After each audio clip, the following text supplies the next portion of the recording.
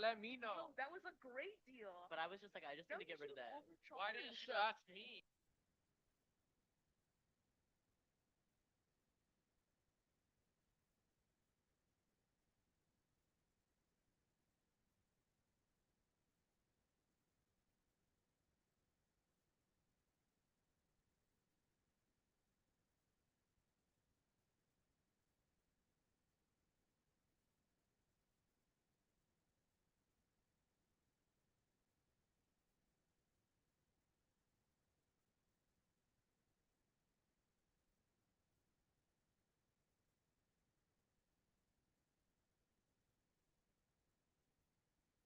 Verte nunca más, aunque me muera.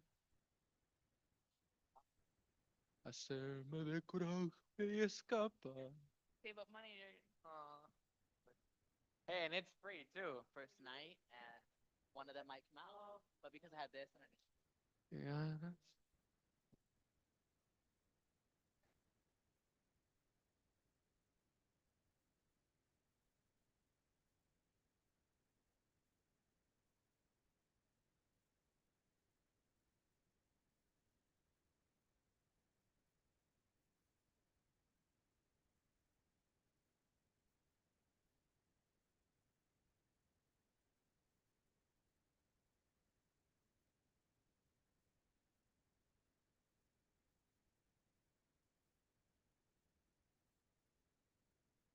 where you going, man? Boyfriend.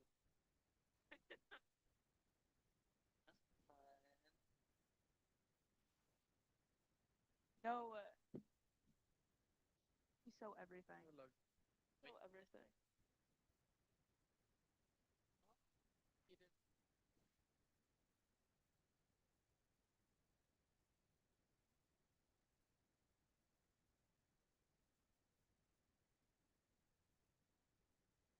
Oh, Yeah.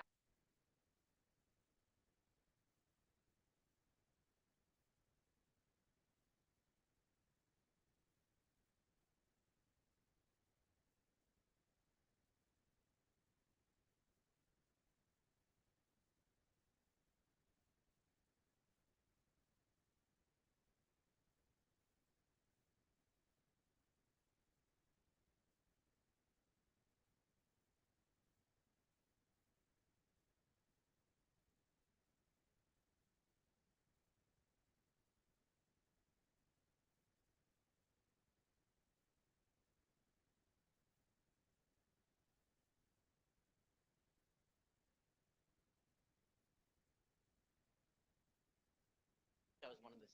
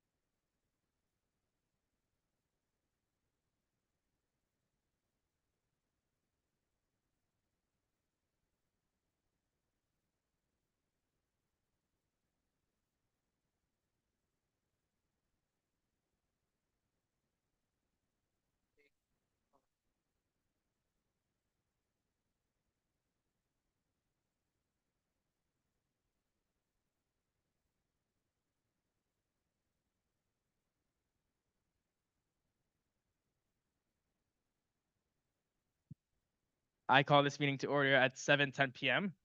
Are there any amendments to the agenda? Have you?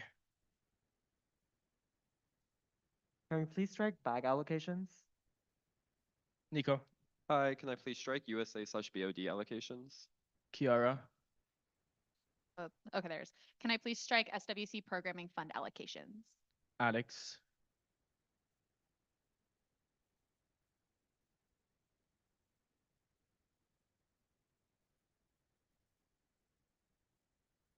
Chris, May you please strike travel grant mini fund allocations and academic success referendum fund allocations. Alicia, Can we please strike ARC allocations? Bethany. May I please strike capital contingency allocations?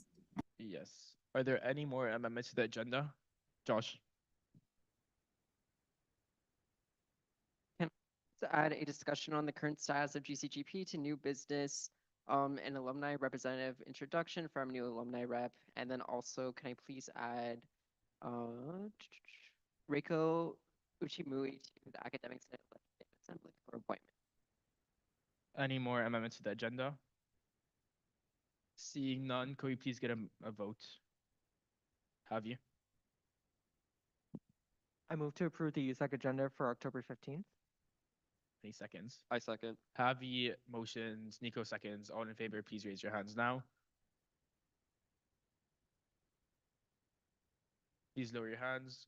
All against, please raise your hands. And all abstaining, please raise your hands. With an 11 to 0 vote, that motion passes. Do we have any minutes to approve? We get a motion, please. Kiara, I motion to approve the October 8th USAC meeting minutes. I second. Kiara motions, Nico seconds. All in favor, please raise your hands now. Please lower your hands. All against, please raise your hands. And all abstaining, please raise your hands. With an 11 to 0 vote, that motion passes and the minutes are approved. We are now going to be moving on to public comment. And just a reminder for everyone, for public comment, we have 30 minutes allocated total. And of that, each public commenter gets 2 minutes to speak once. And some of our community guidelines challenge ideas, not individuals, use gender inclusive and respectful language, and no dehumanizing language. With that being said, do we have anyone in person that's here for public comment? Yes, you, please go ahead.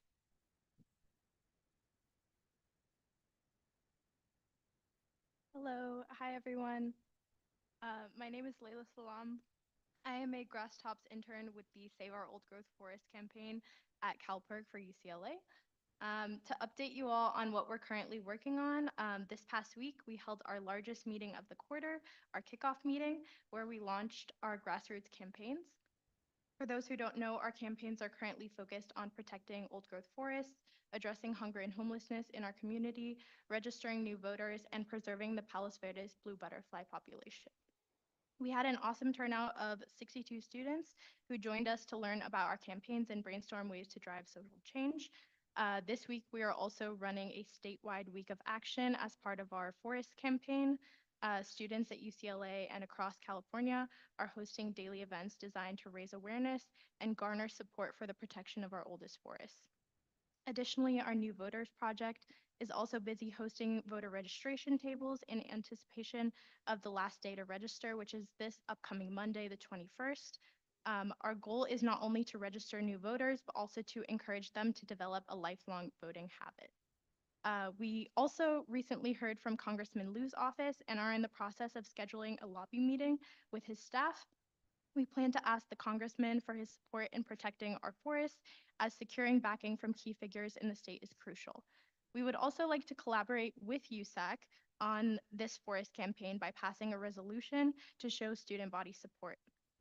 We would be thrilled to collaborate with you all with this. If you're interested in getting involved, whether attending events, volunteering, or sharing ideas, please don't hesitate to reach out to us. Thank you. Thank you so much. Is anyone here in person also here for public comment? Do we have anyone online that's here for public comment? Please raise your hands. Ryan. Hello, can you hear me? Could you raise your voice a bit? Hello, can you hear me now? Yeah, that's good. Okay, perfect. Hi everyone, my name is Ryan. I'm serving as the education coordinator for Vietnamese student union this year, and I'm just working with a team of 55 college students. So we're creating a program serving low-income, first-generation high school students and showing them how higher education can serve them. But in our planning, we've been facing really heavy obstacles with accessing funding. So I wanted to ask if there's any status updates on the campus programs committee and the board of directors funding application. These are our main sources to provide free transportation and food to our students. I've asked a lot of my personal friends to apply for campus programs committee, um, and I've seen that the BOD funding application has its guideline updated, but I can't access the funding application at the moment. Our program is taking place in less than 3 weeks, so we'd really appreciate any information. This is a really pressing issue to make sure we can ensure a successful event for our students. We just want to get more information on that. Thank you. Hey Ryan, thanks for your public comment. We're working on it, and feel free to reach out to my office for more information. Is there anyone else that's here online for public comment?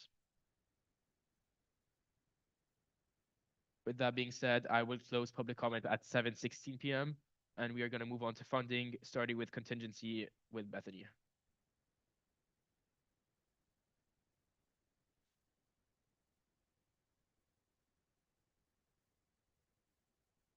Bethany?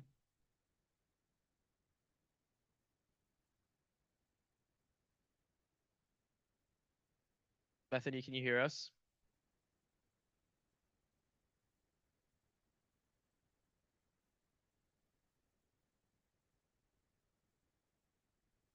Bethany,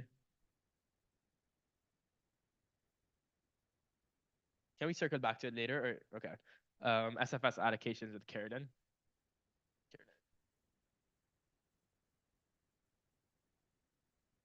Oh, Bethany, go ahead. Hi, sorry, are you able to hear me now? Yes. Perfect. Yes. Oops, sorry. Yeah, this week we had requested $42,594 and we allocated $15,052.35 for 41 non-USAC entities. And I'll go ahead and paste that into the chat and I'm happy to answer any questions. Thank you, Bethany. Could we please get that approved? Could someone motion, please?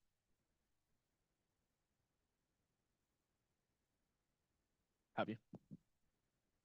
I move to approve the, sorry, let me get it, if it wants to load.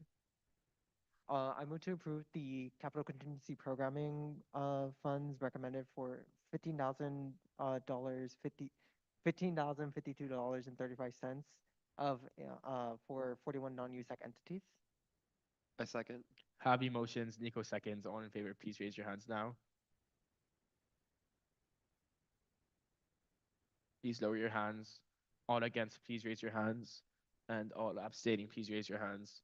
With an 11 to 0 vote, that motion passes. Carolyn isn't here for SFS allocations. Does Carolyn have a proxy?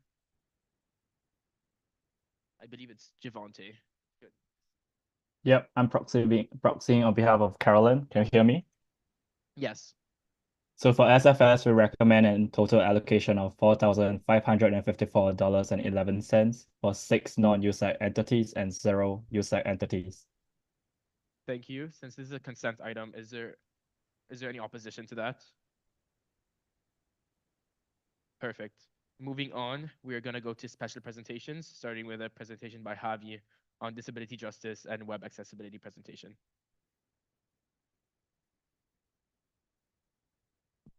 All right. The slides are on the agenda. If someone can please share them, I'm going to be moving to the front because I am visually impaired. But hi everyone. Yeah, so this presentation has been in the works for about 2 weeks now. I was supposed to present last week, but due to capacity reasons, it's now this week. So this is going to be a compilation of multiple different trainings that I have been a part of over the past few years. Also, like definitely adopting second half heavily from a past guide that the Facilities Commission actually made and is currently, still uploaded on their Instagram link tree if y'all are interested in that. But yeah, this is just meant to be an introduction to disability justice and also web accessibility so we can improve not our marketing and branding to students, but also to create a more inclusive environment for our advocacy as a council. Next slide. Yeah, so this is just a quick table content for what is going to be gone over. Going to be going mainly through disability and inclusion, what is disability justice, web accessibility, and then opportunities for any questions that you all may have. Yeah, next slide. Okay, so for introductions, hi everyone, my name is Javier, I go by they, them pronouns. I'm the USAC External Vice President, and I'm a fourth year studying psychology and public affairs. Next slide. Okay, so why are we having this presentation? Well, the main reason is collective liberation. For those here who are unfamiliar with it, is unattainable without recognizing that disability justice is part of our joint struggle. So if any of our offices, and that is all of our offices, are going to be advocating on behalf of any student population here at UCLA, even just all UCLA students, we have to recognize that we have to care about inherently what disability justice in this space. And so one of the main things that we're going to be going over are principles of disability justice. So some guiding questions that I want you all to be considering throughout this presentation is what is our responsibility as a council, as a representative of the student body? Also, how can we address institutional and internalized ableism that exists in this space? And then the second principle that I really want to highlight is true equity. It means access for all. So that is learning how to make our offices and channels of communication more accessible to students, including those with disabilities. Next slide. Okay, so gonna be going over some basic definitions right now. The first one being ableism, which many of y'all may have heard, but for those of y'all who are unfamiliar, is the act of discrimination or prejudice towards individuals with disabilities. Next up is access needs. This is something that a person, individual needs to communicate, learn, and or participate in an activity. For example, providing a Zoom link, a Zoom option to make our meetings hybrid is an access need. Providing microphones during the meeting so that people can adequately hear us not only on the Zoom but also in person is an access need. Masking, access need. Even your glasses that most of y'all wear, access need. Without access to accommodations, disabled folk across the spectrum of disability are excluded and limited from participation in everyday activities. Next slide. Yeah. So the next thing I want to talk about is actually confronting the word disabled. A lot of people may have grown up, thinking that disabled is a bad word. And while it can definitely be negative or pejorative in some ways, it is in and of itself, like being disabled or, identifying this as disabled is not negative. Um, some people may want to refer themselves using an identity first perspective, referring themselves directly as a disabled person, or using person first perspective, person with disabilities. They're both ways that people may want to refer to themselves as. Um, One way or the other. It is important to note that not all disabled people, like represent the entire community and everything. So even if I myself might want to refer to myself as a disabled person, as I am, that does not mean that every disabled person wants to be referred to as such, and y'all should respect that. So this humanizes us in our community more than just reducing us down to demeaning or derogatory phrases that limit us down to like our ability status, for example, like using the word handicapped or special needs. And even if well-intentioned, using terms like handy capable is something that I've heard used in the past towards, people with mobility issues. These terms and phrases can be incredibly condescending to folks with disabilities, and they can also continue to position disability as something that needs to be made more palatable to people, and something that, is inherently dirty in the sense of like it doesn't sound good enough to just say that someone is disabled. It has to be said in a way that makes able-bodied people like feel comfortable in society to be existing in the same place as us. And it also makes it harder for disabled individuals to have conversations about their needs because they constantly feel infantilized, disrespected, and talked down upon. So throughout this presentation, you're going to see that a lot of the information that I'm using is going to be taken from multiple different sides of like social media, disability advocates and whatnot. Some of them might not be wholly updated, so I hope that after this presentation as well, I'm also able to link certain pages that would be beneficial for y'all to look at, and also for anyone who is, watching this recording as well. Next slide. Okay. So we can't talk about disability justice without also talking about community care. So for those of y'all who are unaware, community care mainly focuses more on the connections and the intentional actions and efforts made by the individual to help mobilize folks to support one another, centering around the collectivist practice that the well-being of the individual is intrinsically tied to the well-being of others, including the larger community. This is from Mental Health America, and for anyone who comes from a non-white background, if anyone who identifies as a Black, Indigenous person of color, you will know that this perspective is not new to folks. It is very common practice, at least speaking from my experience. Bless you. Speaking in my experience as a Mexican Indigenous person, that community care is something that is like intrinsically tied to my culture. So this may come a little bit more easier for me.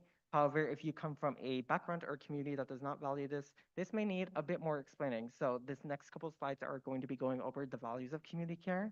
Some ways that this can look like can be peer support, lending a helping hand or a helping ear to a friend who is struggling, community healing spaces, mutual aid, and any intentional actions to support the well-being of the community. So very common example that we may be seeing on our campus is our resource centers, for example. So we have, for example, the LGBTQ plus campus resource center that is right across the way from us right now. We also have the Blackburn Resource Center as well. These are spaces where community care can be ever present.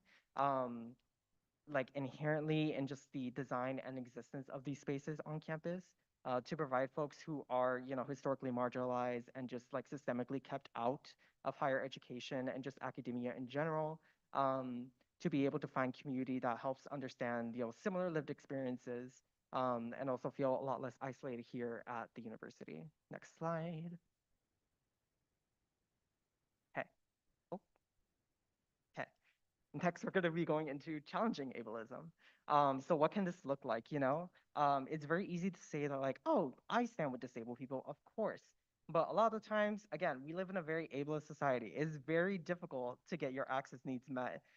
Even if it's something as simple as getting closed captions on for a Zoom meeting, for example. I know that I have faced extreme difficulty in getting like things that I see as basic rights met in spaces, especially formal spaces of advocacy like this one. So some ways that challenging ableism can look like is one, really prioritizing being proactive with accessibility advocacy without expecting folks to disclose their disability.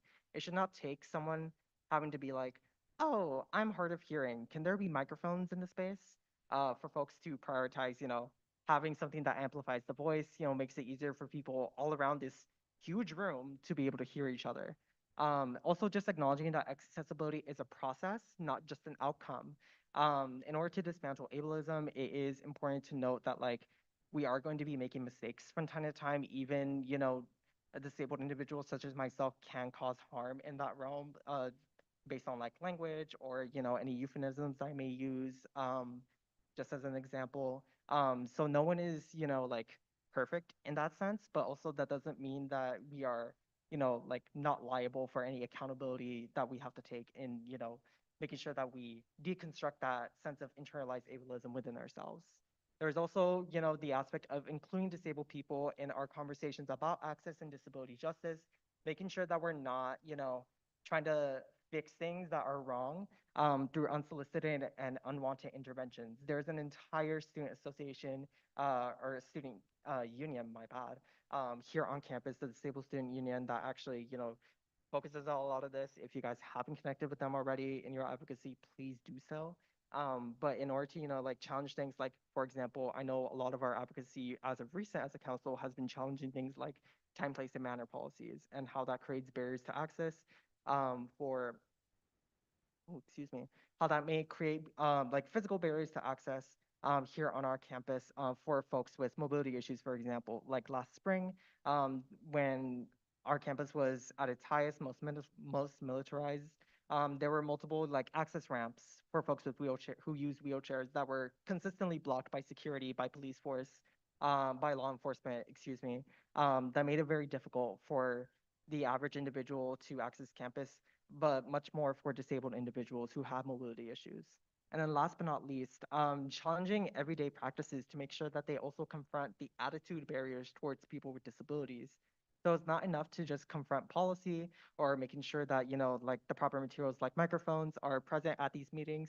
It's also, making sure that we have these difficult conversations regarding like what ableism is, what the spectrum of disability can look like, and also like in what ways is our practices as a council, our practices as individual offices, as commissioners, as students here at UCLA may contribute to the ongoing issue of ableism here on our campus. Next slide. Yeah. So now we're actually going to be getting into a bit of the nitty gritty of things, the basics of disability justice. Um, so quick definition, it's a framework for liberation that seeks to end ableism in connection with ending all other forms of oppression, specifically developed by Black, Indigenous peoples of color, BIPOC. If we can move the camera stuff on the right, um, yeah, so this definition and the graphic that you see here is all developed by Sins Invalid, which is a disability justice-based performance project that helps, educate folks a little bit more about the pillars of disability justice and advocacy. So as you can see, they're also going to be covered on the next slide. Some words that may stand up to the average individual is intersectionality, leadership of the most impacted, commitment to cross-disability solidarity, collective liberation. We do have the updated guide linked on these slides that will be sent out to y'all with more updated resources after this council meeting. But they are worth looking into. Um, it's actually very nice to know that for me, for example, that whenever I have to preach about like access and disability justice, that there's a legitimate framework to be able to reference, to be able to link to people, and that is like consistently being updated by community members, and that also like makes a very intentional approach to like address some like very intersectional issues that disabled people face, like discrimination under the capitalist system, how oftentimes we are excluded from certain movements because we cannot contribute as much physically in our labor. Um, Also just, sustainability, because, disability justice is also inherently tied to environmental justice and the types of discrimination that may fall under that, such as racism in environmental practices, environmental lawmaking, etc. Next slide. Yeah. So I really want to highlight cross-disability solidarity. So in order to succeed, we must value the insights of all community members. That includes anyone who may be able-bodied and without facing disability, but we especially want to value the insights from those that fall under the disability spectrum that often get left out of larger conversations, especially political ones. Ones that make laws that govern our lives, that make it increasingly difficult to get our access needs met, and that consistently like keep offices that like manage disability services underfunded, like the Center for Accessible Education here at UCLA. Also about achieving mixed, excuse me, about achieving mixed ability organizing. Some things I do want to highlight is, really recognizing the contributions that Black and Brown disabled folks make to the culture of the disabled community, and also just to community engagement in general. We really like push for the difficult conversations in this space, especially considering how white dominated disability spaces often are because of just the lower rates of diagnosis amongst like Black and Brown people of color. There's also challenging the current ways that we do things as an association, as individual offices, to usually approach things as like a one-size-fits-all type of approach, and going the extra mile to meet people's access needs. I know that oftentimes this can become a barrier in the realm of like not having enough of a budget. I'm obviously speaking from a very privileged position, having one of the larger budgets out of the USAC offices. But even, like there are ways on this campus where we can advocate for one another to be able to meet each other's access needs. Even if, they end up not being fully used, during the event, maybe the turnout isn't as much as you may have wanted, maybe not as diverse as one may have anticipated, but, like even just going that extra step to like provide things like closed captions, a hybrid option, masking, is all fine and dandy when it comes to actually being able to advocate for everyone, even those who are not in the room. And last but not least, finding our roles in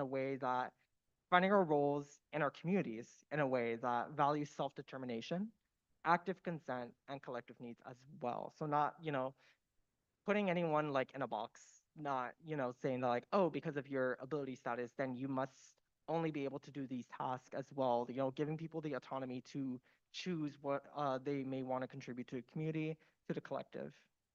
Next slide. Yeah. So this is officially the halfway point of our presentation. That was just, the basics of disability justice and inclusion. Now we're going to be going more into like the nitty gritty of like web accessibility and what that may look like. So the main three sections, and these were directly adopted from the old Facilities Commission guide on web accessibility that is, again, still accessible on their Instagram at USAC do want to recommend looking at that. This is just like my way of like touching them up a bit more and also like updating it to be more like in line with direct material on disability justice, like with the slides previous. Next slide. Okay, so the first one, colors, graphic design, cool. So there are ways to make things aesthetically pleasing without sacrificing accessibility. So on this slide, there are resources on how to check that your like text and color combinations are accessible. So there's WebAIM. The first two are like WebAIM on colors, which are color contrast like comparisons. They help you see if your stuff is accessible, if it meets like the right ratio of like color contrast. Like on this slide, you could see very explicit examples of like how it is very easy to see that like the examples on the left are really, like very bad to read. They're not very accessible, but on the right, color combinations that may look good, like white on purple.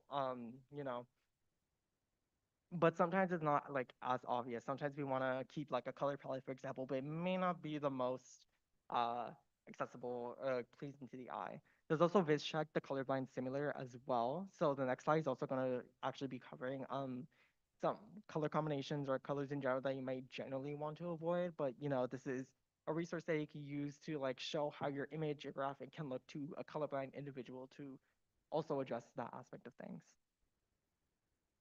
Yeah. So this one is just, again, highlighting like avoiding certain color combinations and colors altogether because of how they may mix with other cognitive disabilities. Like, for example, taken from the FAC resource guide, avoiding red, pink, and the color green because some folks may be colorblind to those colors. You can, this is obviously like not trying to dictate like what colors you guys may use. Like maybe you guys want to incorporate a theme or whatever. It's just saying like, limiting your usage of it just to make it, more accessible. I keep on saying the word accessible. Sorry, I'm making this like a drinking game at this point. Next slide. Okay.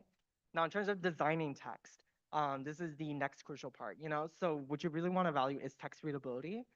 So this would mean things like avoiding fancy looking fonts or fonts that only type out in lowercase or only type out in uppercase because those can be very tricky for screen readers to pick up. For those of y'all who don't know, screen readers are like external like apps or devices that help you that help an individual like be able to read the text on the screen. That is there. It can also help pick up something called alternative text or alt text that I'll be talking about later. But also being able to choose a common font that most users and screen readers can pick up is usually better than using a accessible font. So there are fonts, for example, that are designed to help folks with dyslexia be able to read them like a lot better. And while those are like made with like good intention, and I'm not saying that they're inherently bad, it just may make it a bit more difficult for people who are just more generally visually impaired to be able to pick them up using screen readers or just, the general population to be able to pick them up as well. So using a more accessible font like this one is Helvetica to be able to, open the door up to like more individuals is, preferable in most instances. Okay. And display tips. This is more so how y'all can format your text. So avoiding things like underlining and italics with most fonts because that clutters readability and makes screen readers assume that's all one big thing and makes it harder to read. So you'll want to use alternatives like bolding, making sure that your text is large enough to read from a distance. Also being mindful of spacing. Is your text too close or too spread out? Does the example on the lower right corner say core? Does it say cod? Does it say ood? Because I'm realizing that it kind of says ood. Um, Also, is the example on the lower right side? That's just straight up unreadable. It may be easy to read for someone who doesn't have visual impairments, but for screen readers and everything, it'll see U big space and big space R. It'll just just super clunky. It doesn't look good. Don't do that. Next slide. Okay.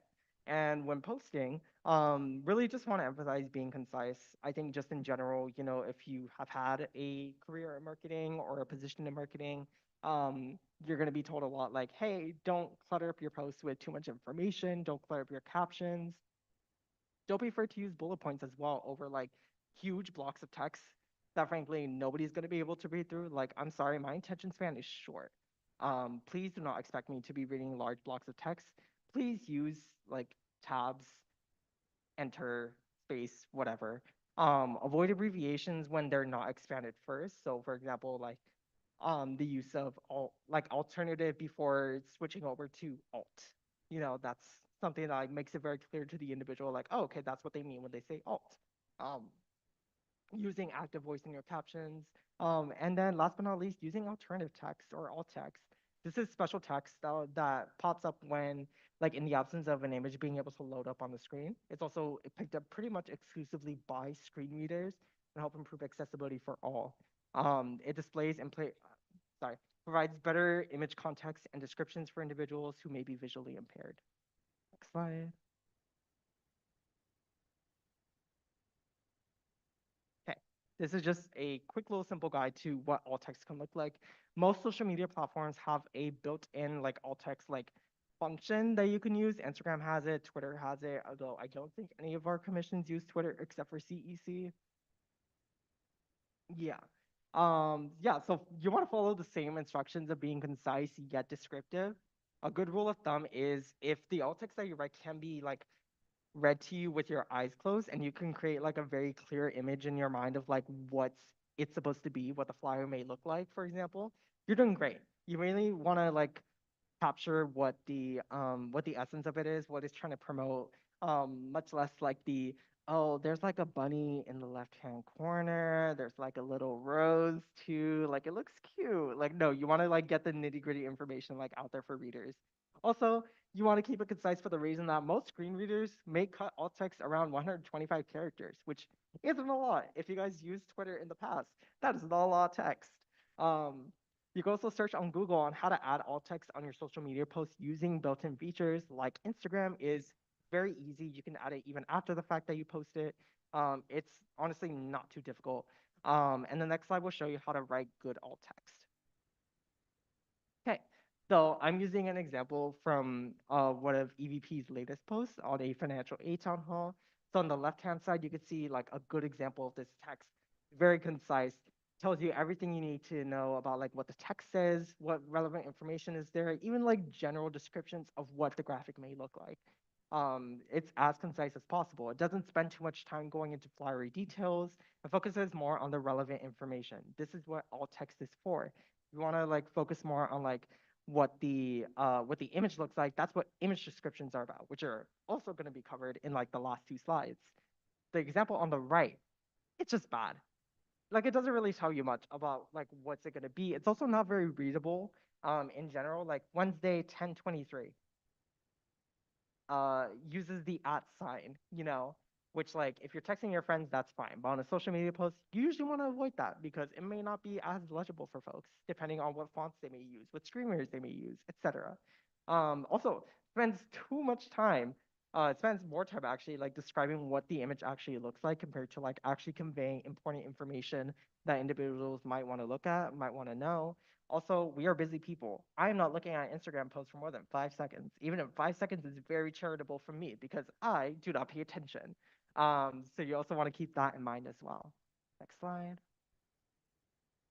Yeah. And so this last section is just going to cover on image descriptions, which are different from alt text. They're more to provide like users with textual information about the content that is not text. So what does the graphic look like? Um, you know, it helps people who may be visually impaired or may have other cognitive disabilities better interpret images by presenting it auditorily, so it could be read out to people as visual text for folks who see text better than they do interpret images for whatever reason, etc. And some more examples of that on the next slide. Yeah. The example did not show up, so I don't think that slide loaded, which is fine, which is fine. This presentation will be updated with any questions you all may have in terms of web accessibility as well. So like visual descriptions will also like be there, or visual indicators will also be there for y'all to like reference that a bit more.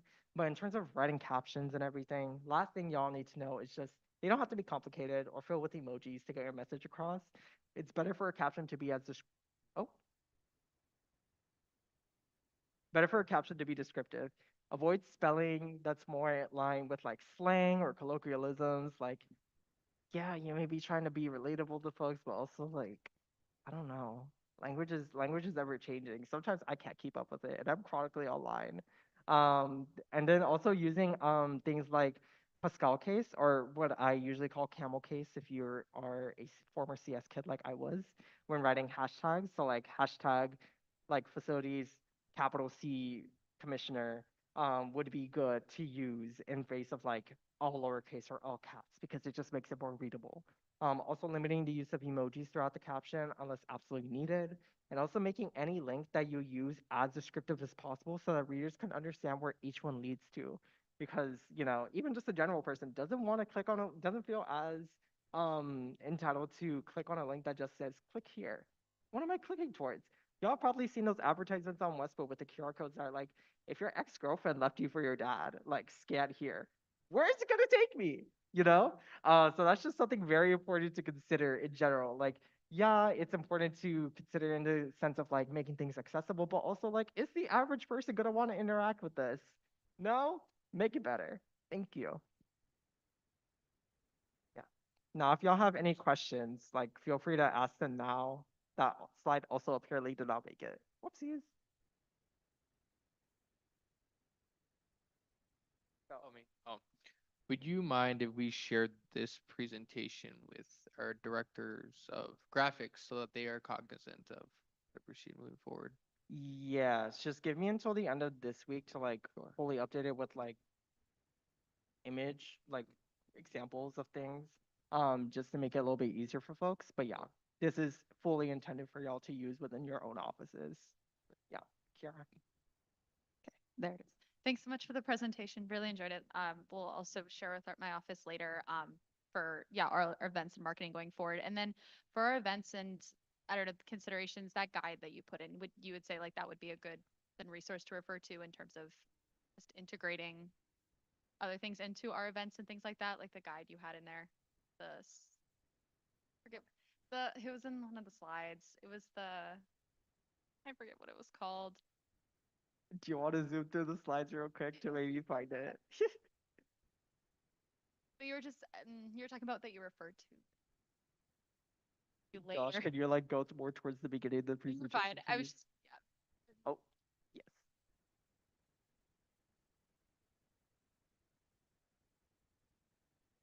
yeah, it was the disability justice slide. Yeah, that one and then Oh, this one? Yeah, the 10 principles.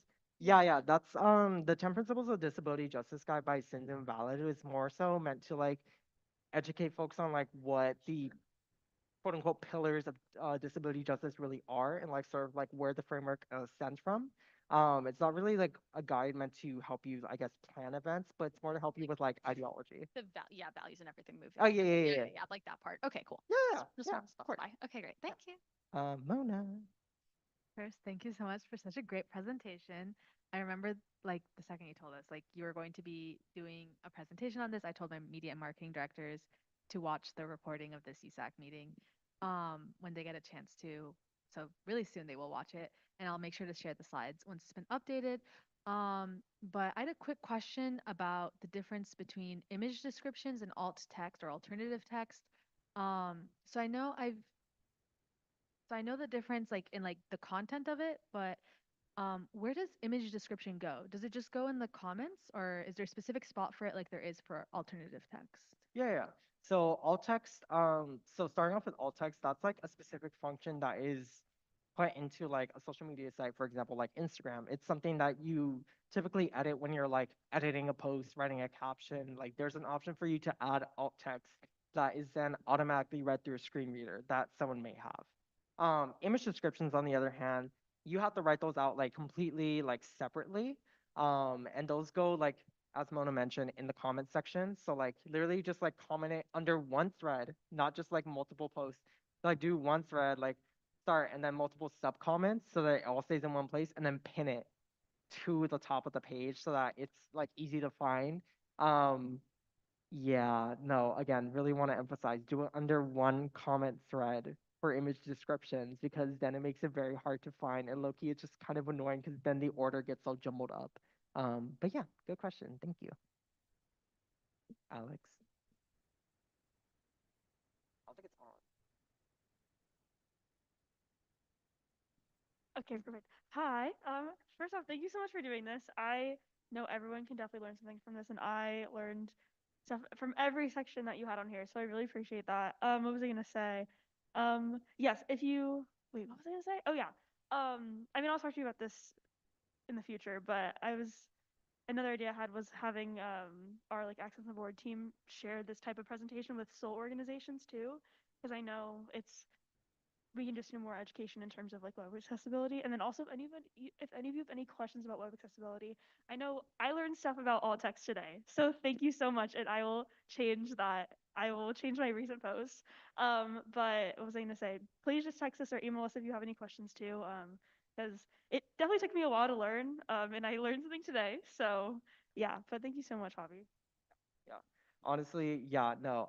Really appreciate those comments. As someone who works in the graphic design field too, like it's something that comes a little bit more easier for me because I have to constantly think about it. But for folks who aren't like graphically inclined, for example, like it's honestly a learning curve. Just want to encourage you all to like please consistently keep this in the back of your minds as well.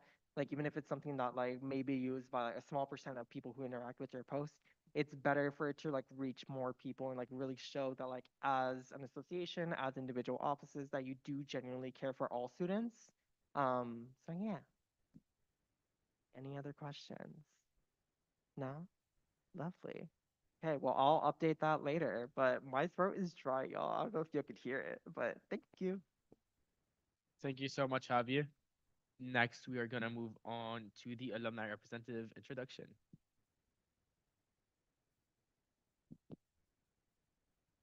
You guys hear me? Okay. Well, I wouldn't need to use this because I'm pretty loud, but anyhow, I'm Peter Trin. Thank you for having me. I was in the wrong room, so I was a little tardy. I went to the old room, which was 417 Kirchhoff. So that's where we had USAC meeting 20 something years ago. So then I walked in here and I thought I was in the wrong room again because I saw these Lana looking things and I thought I was on a reality show or something.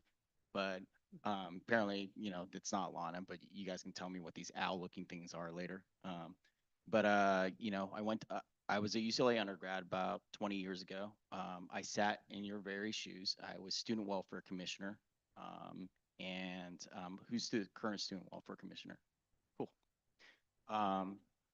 Hello.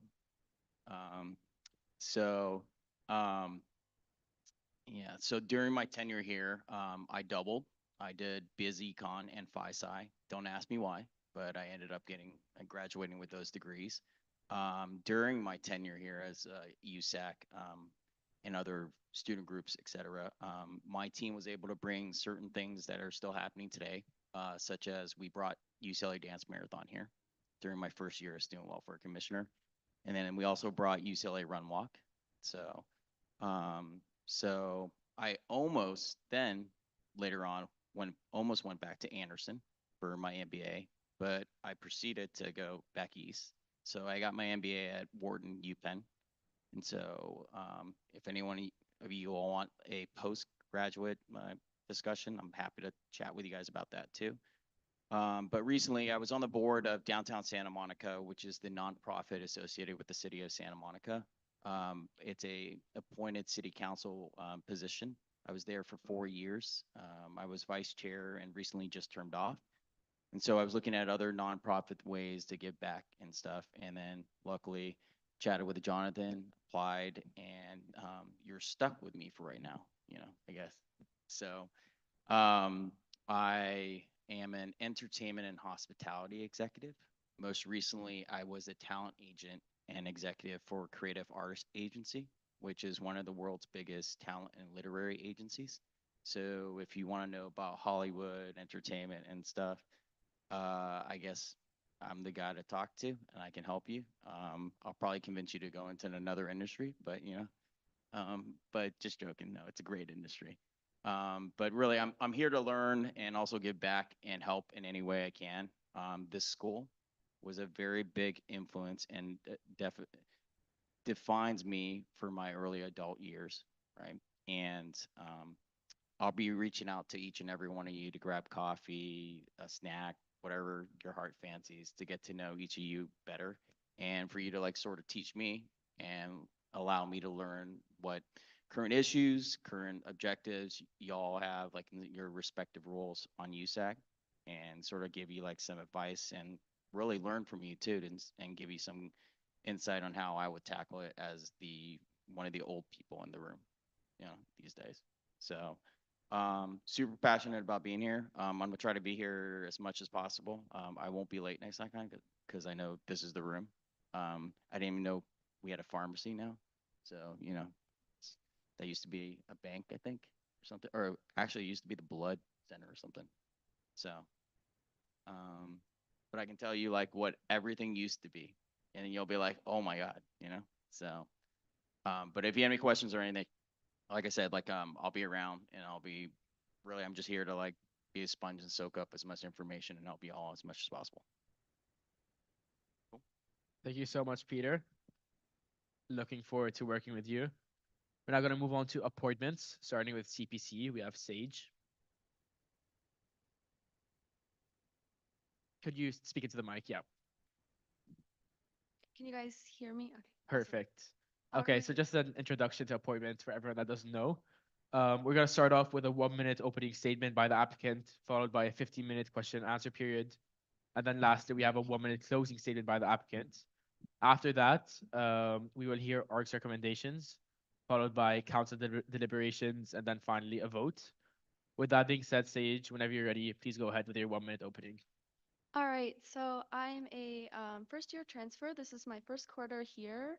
I transferred from Moorpark College. It's in Ventura County, if anyone's familiar with that. I was heavily involved in student government, so I'm really happy to just be in the room with everyone and see everyone's faces. It's great to just see everyone here. I'm applying for CPC. I was actually on the programming committee, which parallels this committee that if elected, I would be serving on. So what I did in that committee at my student government was review funding applications. I was actually the vice chair of that committee, so I did a little bit more hands-on work with minutes and kind of stuff like that, formalizing the agenda, as well as we had rubrics, so I would be heavily involved in that as well. So yeah, thank you so much. Thank you so much, Sage. We're now going to move on to the 15-minute question and answer period. I'd like to start by asking what your understanding of CPC is. So I know that we focus on educational and cultural funding. I also know that we do outreach events to community colleges as well as high schools. I also know that we have a charge to focus on equity. So that means not only being accessible with the funding, but also being accessible with underrepresented groups that we give our funding to. Thank you. Do any council members have any questions? Chris Spino. Thank you for being here tonight. My question for you is, how do you plan to prioritize funding requests for student organizations, especially when there are competing interests and limited resources? Mm-hmm. Okay, yeah. So I ran into a problem like that in my past committee at my community college. So with our budget, what I would do is I would see how much we have and ideally what would a fair amount be for each club. Of course, I know that each club isn't going to get the same amount of money, but when it comes to prioritizing funding for clubs, I really want to see how much funding a club has already, since I know that a lot of clubs do their own funding and sponsorships and stuff like that. I know that one of the charges of the committee is equity, so of course I would really like to go back to that kind of charge and give funding out to underrepresented groups. Um, Yeah, if students are going to be focusing on professional development opportunities, I know cultural and educational, that's the charge of the committee. So I would definitely try to emphasize that the most. Yeah, thank you so much. Thank you, Sage. Go ahead. Is it on? Oh yeah. Thank you so much for that response. I think you have a solid understanding of the fact that there are a smorgasbord of clubs here, right? Over what's the number? 1,100 clubs. 1,400 now. Thank you, Orlando. So, and I think you touched upon this very well. Mhm. So the question is, my follow-up is, what specific criteria will you employ to evaluate the effectiveness and impact of the funded programs, right? How will you measure this success? Okay, so one of the things that I would do is within the criteria, I would really like to see a breakdown of what their costs would go to. So for me, that looks like receipts or invoices from vendors. I used to do a lot of events at my student government, and before I got any of them approved, I would need to have proof and emails and all that good stuff. So I know that they're serious about the event. Um, as well as general presentation. I want to see kind of, I mean, I'm not going to criticize someone's public speaking skills because I know everyone's not um, the best at public speaking, but I would like to see some level of seriousness when it comes to the funding that they're going to get and that they will carry through with their events. I would like a timeline, a deadline of when they plan to have their event. um, and I don't know if there's rules regarding when they need to use their funding by for an event, but I would really like to know that they understand. Oops, sorry about that. Know that they understand that as well. I know that our charge is going back to the charge is educational and cultural, so I would make sure that they have those components included. And then I guess for like a little extra credit or bonus, I would add the equity lens in there as well. Do any other council members have any questions? Seeing none, we're gonna move on to your 1 minute closing statement. Please go ahead whenever you're ready. All right, so I just kind of want to recap and say that I do have some experience with the programming committee at my past community college, and I know that UCLA is different because we do have 1,400 clubs, which is a considerable amount. Um, but I am really passionate about funding and making sure that students have a great experience on campus. The way I got involved in student government and the way that I heard about student government at my old community college was actually through clubs. So I just kind of wanted to say thank you guys for being an amazing student government and caring a lot about the clubs. Thank you so much. Can we get to ARC's recommendations now? Sage had an exemplary interview with ARC. ARC was impressed with Sage's qualifications, having served in a similar role in her community college where she allocated funds to organizations that focus on cultural and educational initiatives. ARC is excited to see the direction Sage wants to take the committee, including ensuring funding allocations are equitable and better supporting groups that serve underrepresented communities. With a 3-0 vote, ARC highly recommends Sage for this appointment. Thank you, Josh. We're now going to move on to council member deliberations. Do any council members have any questions or concerns or comments? Chris Espino. Briefly wanted to say thank you for being here and thank you for showing up in person. It's always a delight. And yeah, she answered the questions very well. Thank you, Chris. Do any other council members have any comments? Alex. This on? Okay. Hi, Sage. Thank you for coming. What was I gonna say? You seem very well prepared for this, and I think it's really cool that you also had like a programming. What was I gonna say? Sorry, like a programming section of your student government and community college. We didn't have that, and I honestly wish we did because like, that experience has definitely prepared you for this. And yeah, just thank you so much for applying. As a fellow transfer, that's all. Thank you, Alex. Any other comments?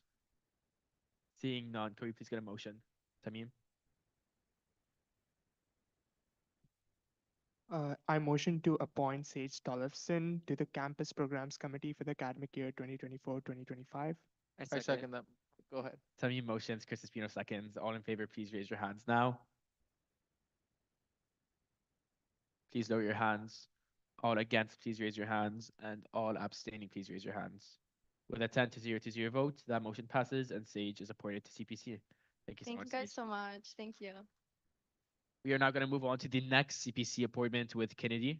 who I believe is joining us online.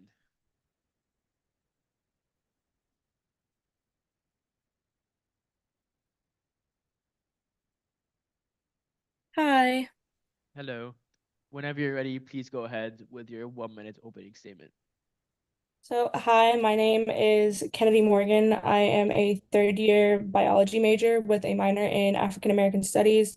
I'm interested in joining CBC this year because I served on the committee last year and I want to continue to help like student organizations learn more about how funding works at the university level.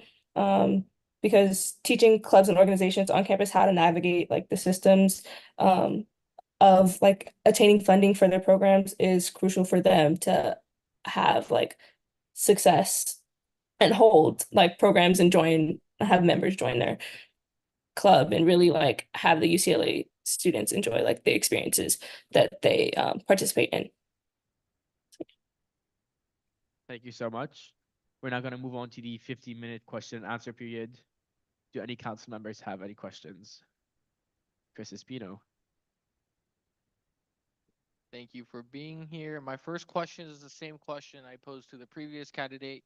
How do you plan to prioritize funding requests from student organizations, especially when there are competing interests and limited resources? Yeah, so for how CPC works, basically on the application, it's pretty thorough and it has like do you like it asks like if they applied for funding from any other um like funding applications or funding like committees. It asks for an item by item breakdown of what they're planning to use the funding for. And obviously our focus is on cultural and educational programs. So those are like the priorities. And it has to meet a certain criteria. And then there's also a funding ceiling for both an individual program and the like amount that a specific org can apply for in one academic year.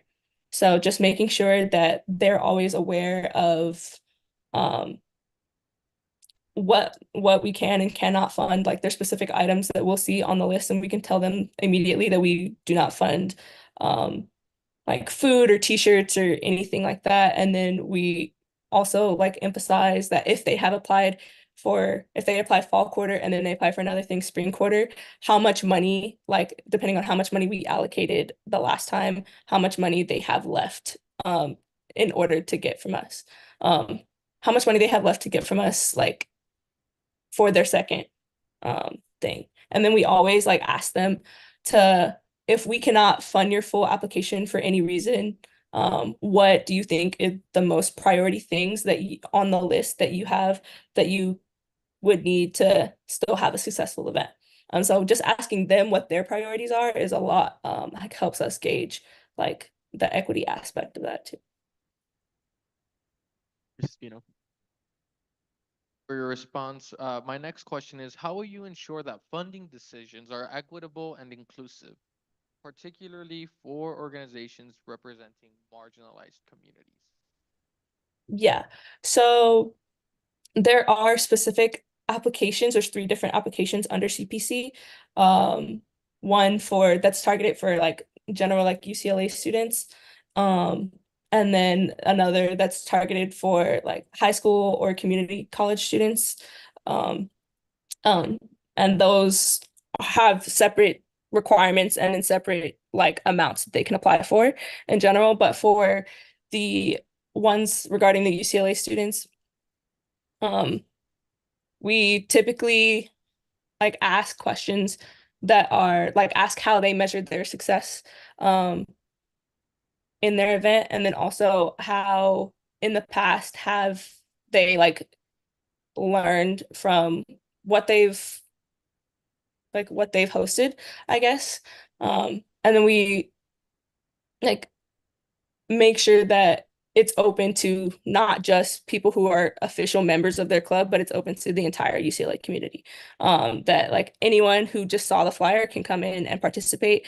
There are no like applications to enter the event, and there are no like money requirements that they need to like do, because if we are providing funding, the event does have to be free. It does have to be accessible for everyone to attend. So yeah, those are how we do that for like UCLA students. And then as far as the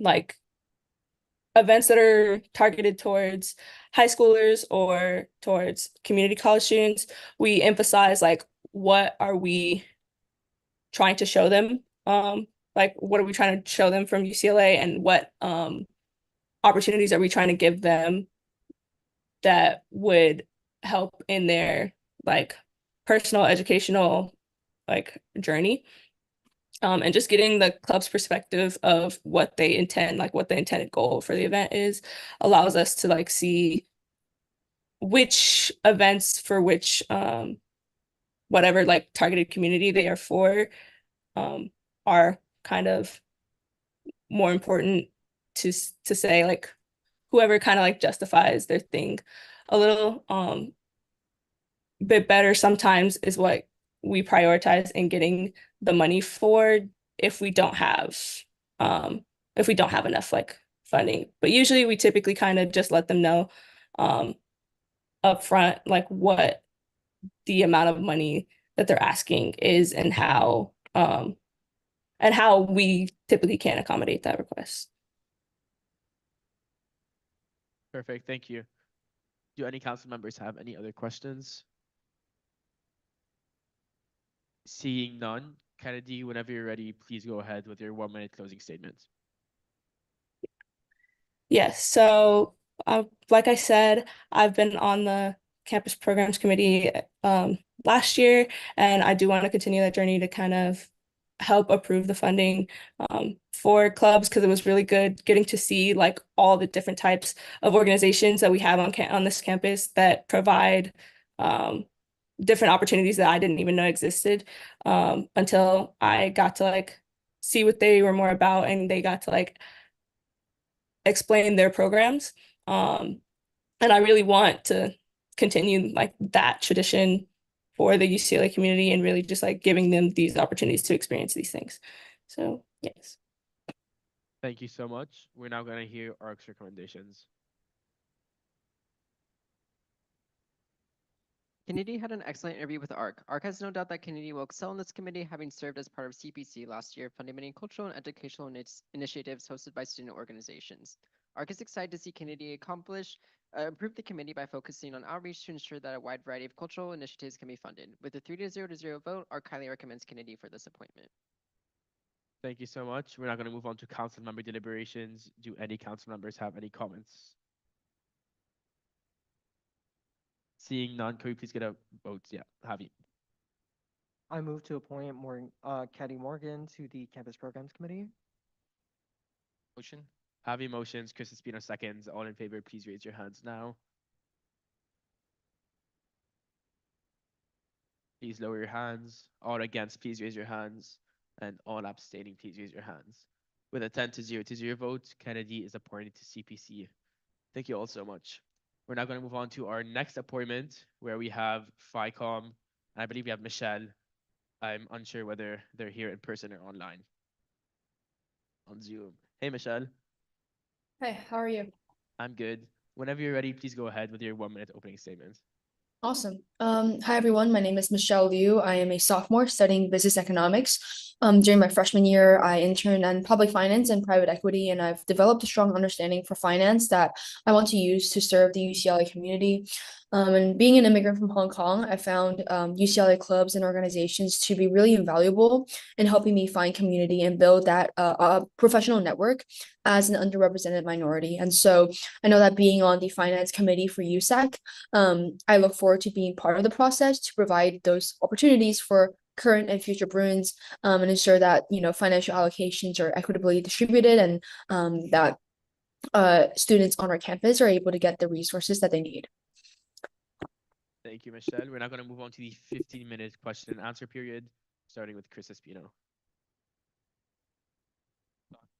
Michelle, thank you for being here tonight. We really appreciate your presence. Recently, the finance committee and anything related to finance can be incredibly bewildering for a lot of folks. especially for folks who are trying to navigate spaces like these. And so my question is how and there have been a lot of changes to a lot of the financial aspects um, like to SGA and other entities. So just very broadly, I'd like to understand how do you go about informing communities about changes regarding financial decisions or anything of that nature, and that's inclusive to any finance body. Yeah, well, that's a great question. I think as part of the council, I would definitely be collaborating with Russell Moe, who's the vice president, and he's voiced his desire to increase our social media presence, educate, and increase the accessibility of understanding of finance and how we also like grade our applications on our social media platforms. So helping him with that is one thing that I would love to do within my current campus clubs, or especially with like the finance club I'm in. I think providing resources to not just I guess resources and mentorship to not just people within a club, but also outside is something I strive to do. And so people who aren't in a finance club, I would try to keep in touch with them after a coffee chat or after if they reach out for networking. And so yeah, just informal connections and also more formal connections. And trying to build like trying to increase that awareness for finance through those avenues. Thank you. Do any other council members have any questions? Nico. Hello. My question for you is, when you sit down to review a funding application in the future, what specific things do you think you would look for when approving the application, and how would you ensure equity amongst your applications? Yeah, for sure. So I helped out a little bit with grading this past weekend. I was sitting on just helping one of the members grade and see how they were going about it. And I noticed that one thing I noticed is firstly who are the people that the club is serving. Are they like traditionally like underrepresented? For example, we had a club apply who was specifically targeting low income high schools within the LA area. And so in regards to that, then I think fundamentally they have a greater necessity for funding than compared to other clubs. So looking at, I guess, the financial need of the people they're serving. Secondly is also looking at how new the club is and whether or not they have that kind of advantage of being quote unquote like a legacy club, and seeing if they're in your club and they might need more financial support. So looking at those two, those are the main two like factors I would consider in like that function. But other than that, I would say there's very objective ways to evaluate like the quality of the information they're providing, like the receipts for any of the funding that they're requesting, their like program description, their statement of need. So yeah, just being able to also check back against my grading versus the grading of other council members and see if there are any major discrepancies, and if so, like be able to communicate that with them and see what their thought process was in their grading as well. Yara. Hi there. Thank you for being here. The question I wanted to ask you. Sorry, I hear like other noise. I don't know if it's okay,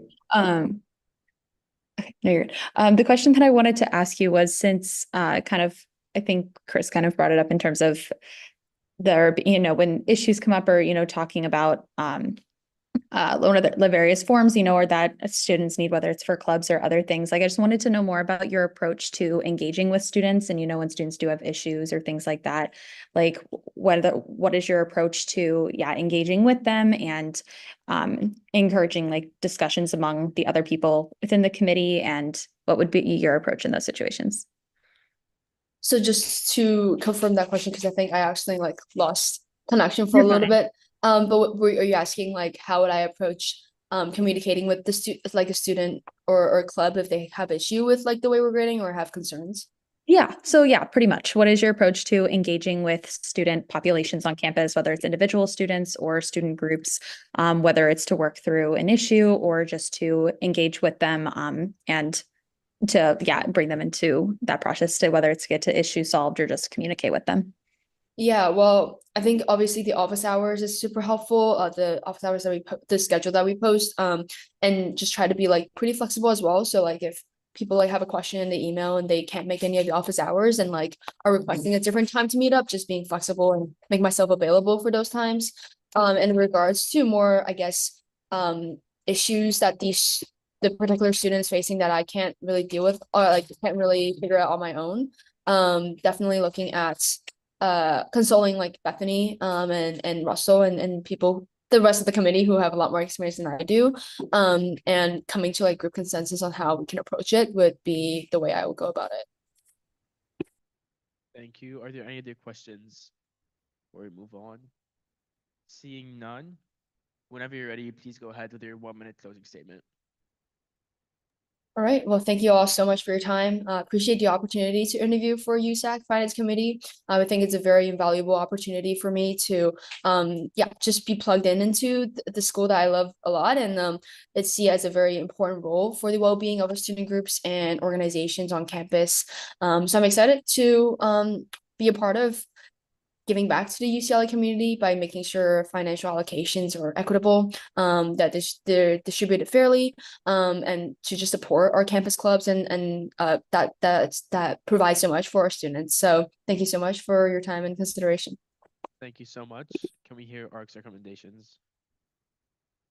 Michelle had an excellent interview with ARC. ARC was impressed with Michelle's experience in finance and her in-depth understanding of the finance committee and its responsibilities. ARC was excited to see some of Michelle's goals to improve transparency within the committee by ensuring all FICOM members are holding regular office hours, along with working to address any discrepancies in the grading process. With a 3-0 vote, ARC recommends Michelle for this appointment. Thank you. We're now going to move on to council member deliberations. Do any council members have any comments or concerns about this applicant? Seeing none, could we please get a motion to vote? Chris Espino.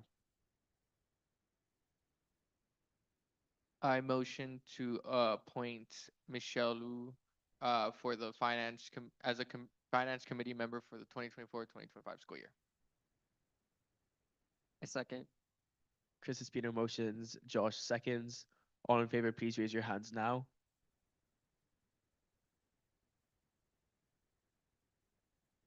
Please lower your hands. All against, please raise your hands. And all abstaining, please raise your hands. With a 10-0 vote, that motion passes and Michelle is appointed to the FICOM. Thank you all so much. We're now going to move on to our final appointment of the day. We have the Academic Senate Legislative Assembly appointment with Reiko. Hello. Hello, can you hear me okay? We can hear you perfectly. Whenever you're ready, please go ahead with your Amazing. 1 minute opening statement. Okay, thank you. So hi, my name is Reiko Uchumi. I use she, her pronouns, and I'm a sophomore majoring in global studies. I'm applying for the Academic Senate Legislative Assembly international student position. As an international student myself, I've experienced firsthand the challenges and unique struggles faced by students coming from abroad. And this perspective gives me a strong understanding of the support and resources that international students need to academically thrive in a diverse college environment. I also work as a director of public relations in the USAC Office of International Student Representative, where I've built valuable connections with the international student community and have actively worked to amplify their voices on campus. This combination of personal experience and professional outreach makes me confident that I'm a great fit for this position. Thank you. Thank you so much. We're now going to move on to the 50-minute question and answer period, starting with Tamim. Hello, hi. Hope you're doing well. My question to you is, how do you plan to ensure that the diverse voices and concerns of international students from various countries and cultures are represented in the Legislative Assembly? Yes, of course. Thank you for that question. I would actively utilize social media platforms to foster open communication. One thing I would like to post a lot of surveys to really hear a lot of different perspectives from students across the world, but I feel like the challenges with Google Forms is that no one really participates in Google Forms. So in order to make the survey system really accessible to students, I would like to post stories with short answer questions on Instagram of the ISR page to really directly engage with international student body and gather real-time feedback. Thank you. Thank you. Do any other council members have questions? Josh? Hi, thank you so much for coming out tonight. Can you please define academic freedom and what it means to you and how you incorporate this value into your position if you are appointed? Right, thank you for that question. I believe academic freedom can involve many things, but first and foremost, it involves that faculty and students are able to express their opinions freely. And but regarding the policy of J2, I believe it's important to find a balance between keeping UCLA's official channels neutral and protecting academic freedom, which is allowing faculty and students to express their opinions freely. And so, sorry, so what was, sorry, could I ask the main point of the questions again? Oh yeah, how define academic freedom and what it means to you and how you will incorporate this value into your position if you're appointed. Right.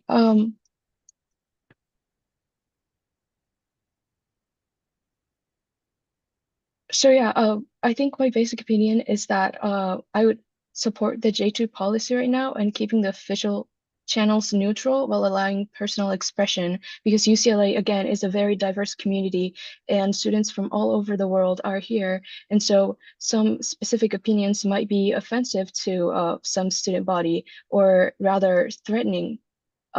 So keeping the good balance between academic freedom, meaning the freedom of personal expression, and keeping the official channels neutral is key, and I would like to support that in my role. Thank you.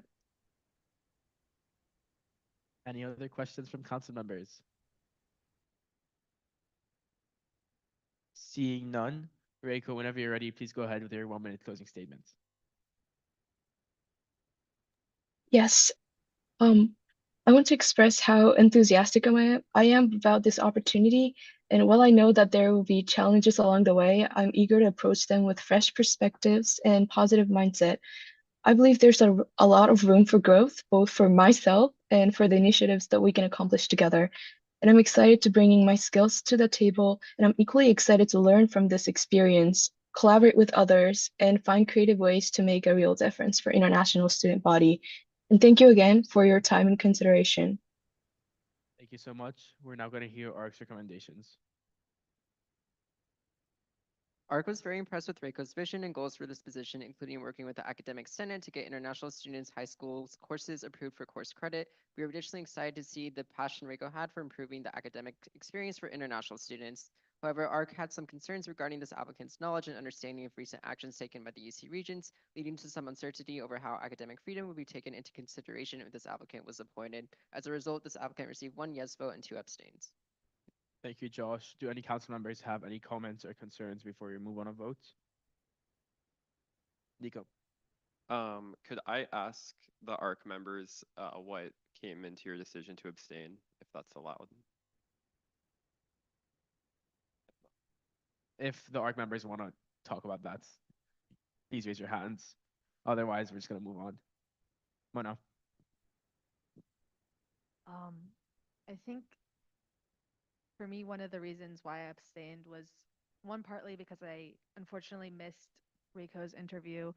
And the second part was I wanted to hear more on their thoughts on certain questions that were asked in the ARC interview that were brought up today, in order to get more clarity on which way I would end up voting, if that helps explain. Thank you, Mona. Josh? Yeah, just echoing what Mona said, I wanted to get more clarification specifically on how this applicant valued academic freedom and that role and how that would play into their position, which is why I also abstained during the interview. Do any of the council members have concerns before we move to the vote? Tamim? Hey, all. I'll be abstaining from the voting today because I know Rhea in a professional capacity, but I want to express my support for this position for Rhea. Could we please get a motion?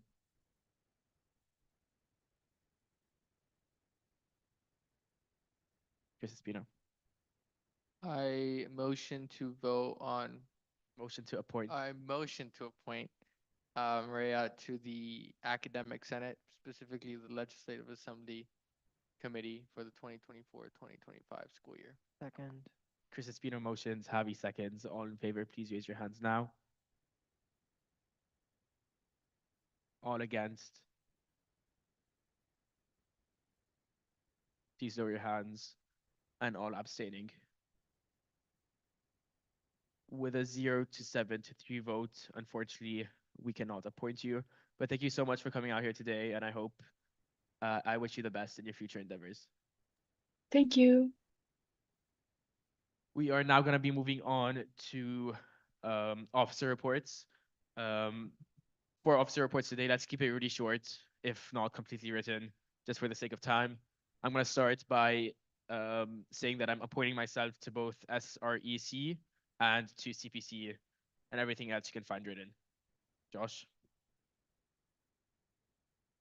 I'll keep everything written today except for one thing. The Campus Safety Alliance Town Hall is this Friday, October 18th at 4 p.m. We would really love to have all of you guys there to either give public comment on UCLA's new TM policies or mental health services on campus, or if you don't want to give public comment, you can also just ask questions ahead of time. But the RSVP deadline for you guys and the people in your offices are due by no later than tomorrow, 12 p.m. So please RSVP if you're interested. Have you? Hi, yeah, my officer report will also be written, but one thing I do want to highlight, once again, if any of your offices or organizations are interested in participating in EVP's Parties to the Polls on Elections Day, please reach out. If you have already expressed interest in our group chat, that is 100% fine. You don't have to say it again, most likely. And then applications for the Bruin Advocacy Grant for this second fall cycle, so for any events taking place fall weeks 6 through 10, the application is due this Friday. Please apply if you will. And also last call for Lobby Corps applications, which are also due this Friday. Lobby Corps is cool. Please participate. And yeah, that's pretty much it. The rest of it y'all can refer to my written report. Lovely. Thank you, Javi. Next, we have Diego. Hi everyone, Officer Reports is updated. Just wanted to shout out our labor advocacy team for programming student workers know your rights workshops October 17th, 6 to 7:30 p.m. You can find the flyer and information below in my officer report. Tommy. All updates are in the written report. Chris Espino. The only thing I'll mention is, you know what? Just access my written report. Done. I don't have the agenda open because my laptop and phone are out of charge, so I might go out of order. Alex. Oh, sorry. What was I gonna say? Everything's in my written report except I'm self-appointing to the campus bike advisory committee. Is that good? Okay. Thank you. Sorry. Nico. Everything's in my random report except for the USA/BOD allocations for the student body. An update for them. It's like completed. It's just an IT issue with being uploaded to my.ucla, so it will eventually be up, but until IT figures it out. Mona. Everything's in my written report. Tamim. Everything is also in my written report.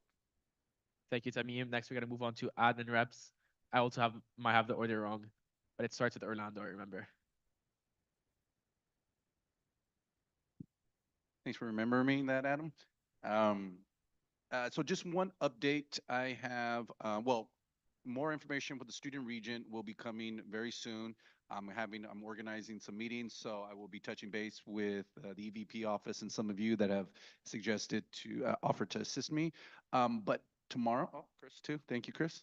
Tomorrow it begins our 2-day Days of Soul event where it's required for new groups to attend new org workshops, but we're also offering workshops for returning groups, funding workshops, risk management, graduate student resources, etc. So if you're interested, please stop by. We're in Poly all day tomorrow. At the very least, come by for some snacks for lunch.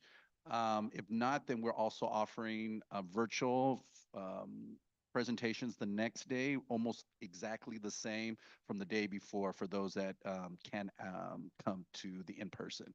But yeah, that's my only update. Thank you, Orlando. Next, I believe we have Lori.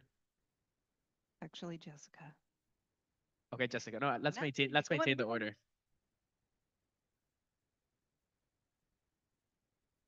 Um, I just wanted to mention a couple things. So Friday we have our last event for the Voice Initiative grant, which is USAC and CalPERG. Yay! So please invite everybody to come. There will be food. It's in KGS 11 to 2. Excited for that. And then the other thing that I wanted to mention is that we have our funding chair training scheduled. Oh no. Oh, there we go. It's on Thursday, October 24th from 10 to noon. In Ackerman 2410, we've already emailed all of the funding chairs, but definitely if you all have anybody on your staff who deals with your funding and budget, please let them know they are welcome to attend as well. We'll be going over the whole allocation process, requisition form process, auditing, everything that the funding chairs need to know for allocations, but is useful information for anybody dealing with funding or rec forms. And then we'll follow up with subsequent trainings we'll make available for student organizations throughout the year as well. But this one's really critical for funding chairs. Thank you. Thank you, Jessica. Next we have Lori. The only thing I have is if you are interested in Leadership Academy at UCLA South Bay, I need to know because I have to submit your nomination or your staff's nomination by end of day Monday. And Chris Espino has attended, right? That's where I first met you. So if you have questions, Chris can answer, but I can also answer. Yes. Microphone, please. Microphone, please. UCLA South Bay for next year? No, there is one in December and one in January. Oh wow. Oh, it's Can you in not- Slack. Can you nominate me? Calling you out because you didn't read my Slack. I'm sorry. Thank you, Lori. I know on the agenda it says Jonathan's now, but I like Jonathan last. So I'll go with Peter now. I'm good. Jonathan. Hey, hi, hello. I guess I will go last. Just a couple things from me this week. Want to highlight your outstanding SHAC, a Student Health Advisory Committee, yeah, and SFAC, Student Fee Advisory Committee appointments. Both of those committees advisors are really, really itching to get those like yesterday. Particularly SFAC is one that you all really should I think, pay a lot of attention to as they allocate millions of dollars in student fees every year. It's one of your most important appointments, and we haven't made any of them yet. So if you would like undergrads to have a say in where those millions of student fees go, please make those ASAP.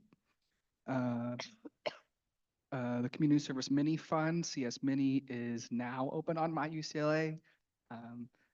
IT has decided that that was the first one they were going to tackle.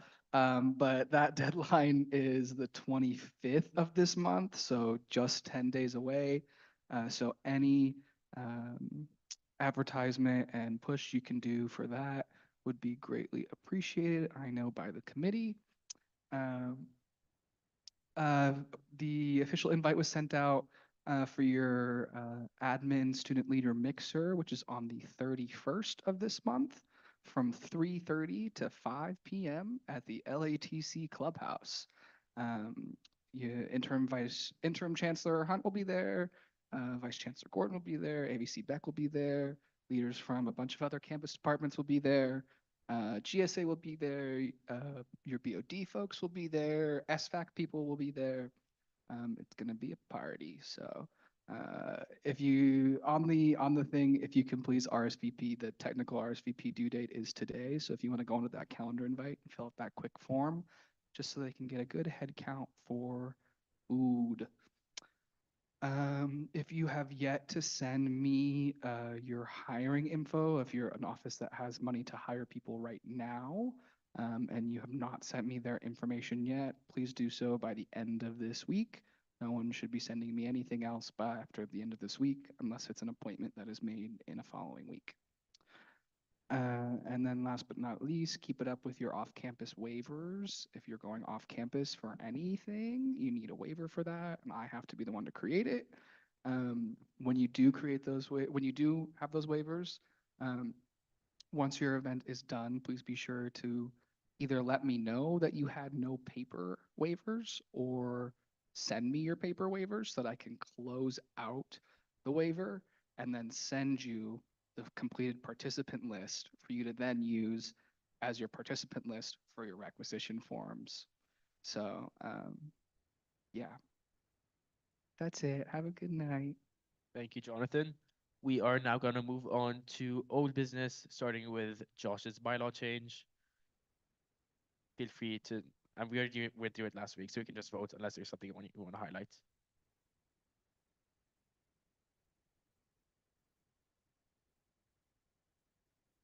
No changes to the bylaw change, but if anyone has any questions or concerns, let me know. Seeing no questions, let's move on to a vote. Can someone motion, please? Josh. I motion to approve the Article 4 bylaw change. Second. Josh motions, Happy seconds. All in favor, please raise your hands now. Please lower your hands. All against, please raise your hands. And all abstaining, please raise your hands. With a 10 to 0 to 0 vote, that motion passes and the bylaw is changed. We're now going to move on to the final agenda item. Jonathan, can we have the sheet go around? Uh, the last line item is a discussion on good clothes, good people. I believe we have Holly here. Holly is the director of Good Clothes, Good People this year, who I will allow to join this discussion since it's pertinent to her role. I believe Josh will be leading us off with an introduction to what this is. Sounds good. Yes, so a little while ago, we passed a resolution condemning administration's forced eviction of GCGP from their current space. And for the last few months, we've been vigorously working to find alternative locations for the GCGP to be permanently rehoused. Unfortunately, we're still having some difficulties. Holly, I think I can leave it up to you to kind of give a rundown on the situation, if that's okay. Yeah, hi everyone. I just wanted to express like my thanks so much for passing that resolution. It was instrumental in allowing us to get an extension for this quarter. So we were working with administration and we kind of have an extension till January. We haven't been given any definite date or any further follow-up about where that move would be after. We we're working with administration to try to find alternative options. We were looking at the Basic Needs Center at Strathmore. However, it wasn't a feasible option as it just does not have enough space to house all of our resources. For example, our clothing would end up being in the parking lot. So that was not a feasible solution. And we also were trying to collaborate with GSA to potentially share one of their spaces in Kirkhoff. However, the status of that is currently unknown as it has to go to GSA Forum, which I believe will be discussed this Thursday. Thank you, Holly. Do any council members want to comment on anything regarding this discussion? Josh? Yeah, thank you so much, Holly, for coming. Yeah, we were just hoping to get everyone here's support as well as update you all on like what's been happening with the situation since I know we passed that resolution a little while ago. We're trying to look for more spaces in Kirkhoff at the moment, and we're also hoping that the space with GSA will also work out, but it's looking like that may not end up being a possibility. But we're definitely open to any suggestions or anything like that that you all may have, but we would appreciate any input. Any other comments from council members? See, was your hand up? I was just gonna say, what was I gonna say? Well, can I send you an email? Sorry. Well, we have to. OSAC will be releasing information soon, but I just want to have that posted before I reach out. But I will be reaching out, so don't you worry. Yeah, Holly, thank you for coming, and thank you for keeping us all updated. Hopefully it works out with GSA, although it might not. We're exploring options with OSAC. Hopefully we can find something, but it's gonna be really hard. And if both of those options don't work out, I think we can continue to work with admin to find a space that's more ideal than the one on Strathmore. But it's just really important that we stay in contact and continue working together. If you have anything else to say, feel free. Otherwise, thank you so much for coming. Yeah, no, thank you so much for your support. And I look forward to continuing to work to find a solution. Thank you, Holly. With that being said, I dismiss this council meeting at 8:44. Thank you all so much for coming.